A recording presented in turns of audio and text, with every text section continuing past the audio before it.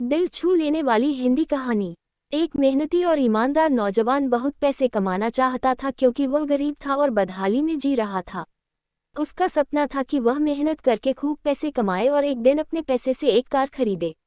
जब भी वह कोई कार देखता तो उसे अपनी कार खरीदने का मन करता। कुछ साल बाद उसकी अच्छी नौकरी लग गई, उसकी शादी भी हो गई और कुछ ही वर्षों में वह एक बेटे का पिता भी बन गया। सब कुछ ठीक चल रहा था मगर फिर भी उसे एक दुख सताता था कि उसके पास उसकी अपनी कार नहीं थी। धीरे धीरे उसने पैसे जोड़कर एक कार खरीद ली। कार खरीदने का उसका सपना पूरा हो चुका था और इससे वह बहुत खुश था। वह कार की बहुत अच्छी तरह देखभाल करता था और उससे शान से घूमता था।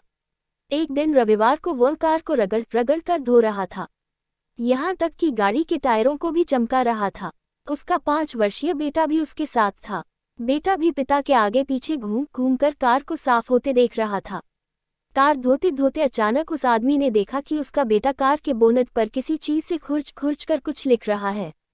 ये देखते ही उसे बहुत गुस्सा आया। वह अपने बेटे को पीटने लगा। उसने उसे इतनी जोर से पीटा कि बेटे के हाथ की एक उंगली ही टूट गई। दरअसल वह आदमी अपनी कार को बहुत चाहता था और वह बेटे की इस शरारत को बर्दाश्त नहीं कर सका। बाद में जब उसका गुस्सा कुछ कम हुआ तो उसने सोचा कि जाकर देखूं कि कार में कितनी खरोंच लगी है। कार के पास जाकर देखने पर उसके होश उड़ गए। उसे खुद पर बहुत गुस्सा आ रहा था।